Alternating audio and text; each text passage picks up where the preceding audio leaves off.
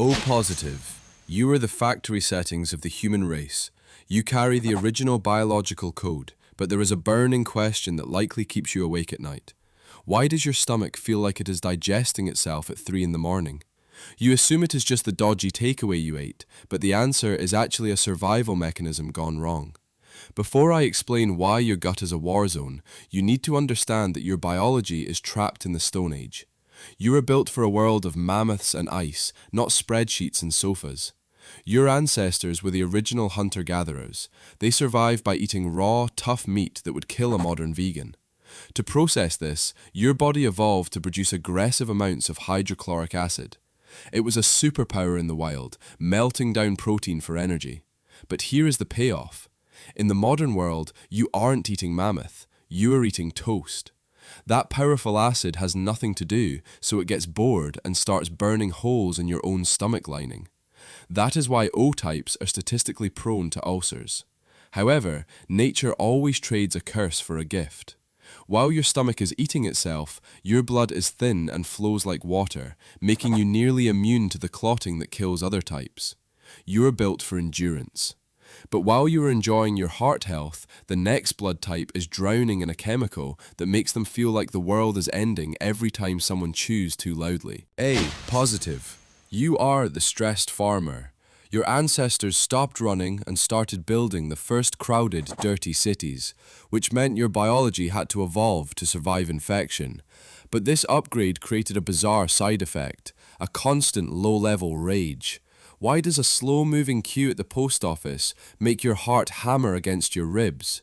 You aren't just irritable, your blood is chemically marinating your brain in stress. Before I tell you which chemical is ruining your peace, look at your history. To survive the diseases of the first ancient cities, your body learned to be hyper-alert. Your blood became naturally sticky. It wants to thicken and clot instantly to stop you from bleeding out, which was useful when there were no hospitals. But to keep this high-alert system running, your body pumps out cortisol, the primary stress hormone, like it is free tap water. This is the answer to your anxiety. You are biologically wired to treat a deadline like a tiger attack because your cells cannot tell the difference.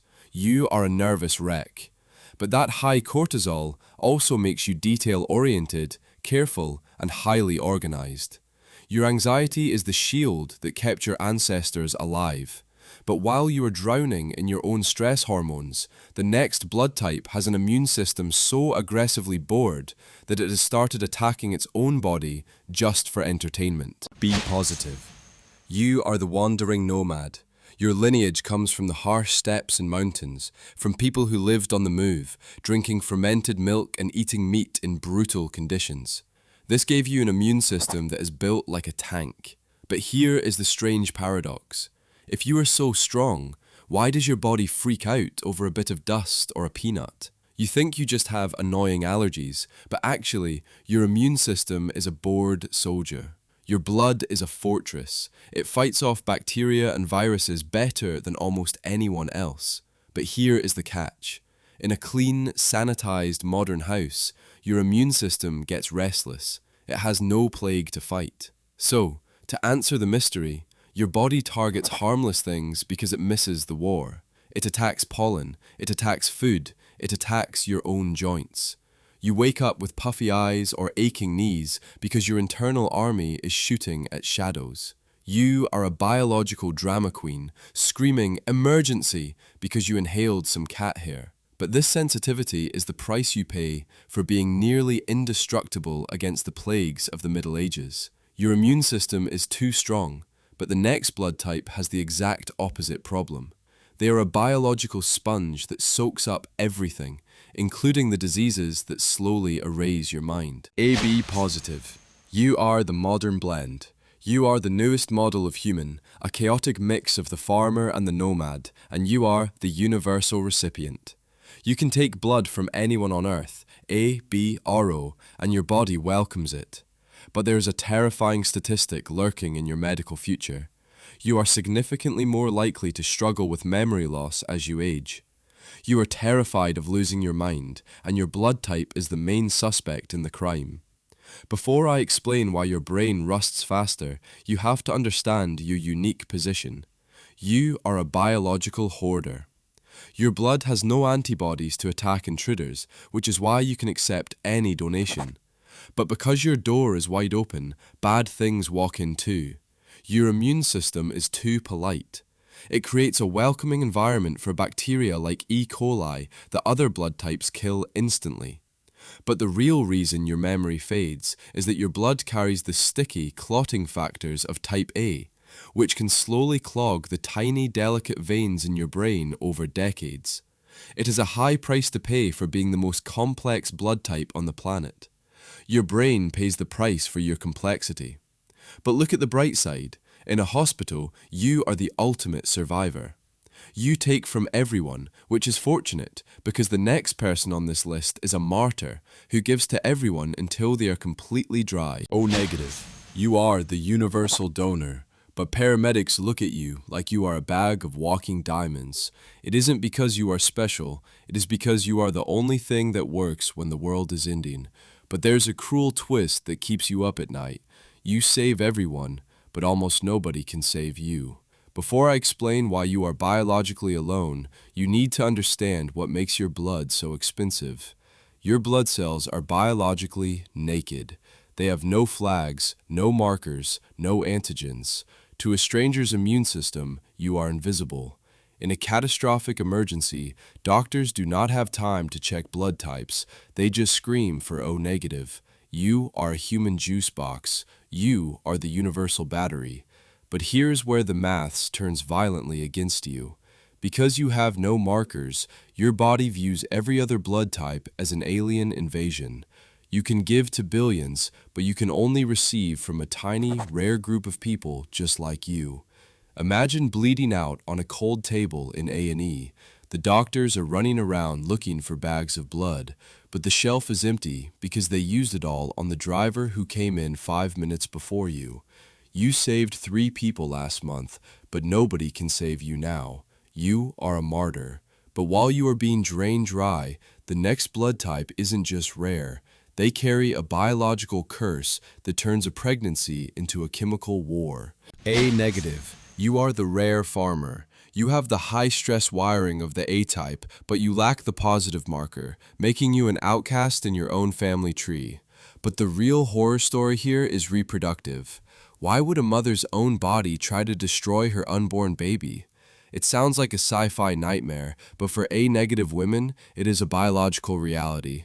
But hold on, before we get to the chemical war, we have to talk about your immune system's xenophobia. Your blood is extremely picky. You evolved to survive in tight communities, which made your body suspicious of outsiders. If you are a mother with negative blood, and your baby inherits positive blood from the father, your body does not see a child. It sees a virus. It sees an invader. And this is where the tragedy happens. Your immune system mobilizes biological weapons to hunt down and destroy the baby's red blood cells. It is called Rhesus Disease. Your own DNA is so stubborn, it tries to cancel its own offspring before they are even born. Modern medicine can stop this now, but deep down, you feel that primal rejection. You are high maintenance. You are fragile, but at least you are statistically visible on a chart. The next blood type is so rare, they are practically a ghost that hospitals don't even bother to stock. B negative. There is a terrifying scenario that every B negative person needs to plan for, but most don't until it is too late. What happens when you are bleeding out in a countryside hospital and the doctor whispers that the shelf is empty? You assume hospitals always have blood, but for you, that assumption could be fatal. But before you panic, you need to understand why you are statistically invisible. You are the vanishing nomad. You carry the rare nomadic immunity of the B type, but you also have the negative restriction. You are a genetic relic. Less than 2% of the population shares your veins. In the cold, hard logic of medical logistics, special is just another word for waste of space. So why do they let you run dry? It is the economics of expiration. B negative is so rare that if a hospital stocks a bag, it will likely rot and go in the bin before anyone needs it. So they don't buy it. If you have an accident, The doctors have to hope another unicorn walked in and donated yesterday, or they have to call a motorcycle courier from a major city while you turn cold. You look at population charts and see a tiny, thin sliver. You feel disconnected because you are disconnected. You are a collector's item that nobody wants to trade. You are fading away from the gene pool, but while you are lonely, the final blood type is a biological paradox that theoretically shouldn't exist at all. AB negative. You are the rarest human on Earth, but nature has played a cruel practical joke on your veins. How is it possible that you can save every single person in this room, but not one of them can save you? You are the golden blood, but gold doesn't keep you alive when you are sick. Before I reveal your fatal flaw, you need to understand your unique position in the food chain. You are a biological collision. You are the alien. You are the result of a farmer, a nomad, and a negative mutation all crashing into each other at once. Your red blood cells are so exclusive that you can basically only receive blood from other aliens. If you get hurt, you cannot rely on the public blood bank. You need to scroll through your contacts and call your cousins. But wait, here is the twist that makes you feel like a lab experiment. Your red cells are useless to others, but your plasma, the yellow liquid part of your blood, it is universal. Anyone on Earth can take your plasma. You are the universal plasma donor. You are stripped for parts. Your red cells are too specific to help others and too rare to be helped, but your liquid is drained to save burn victims. You are royalty, but you are also a spare parts bin. You are a glitch in the simulation that somehow survived.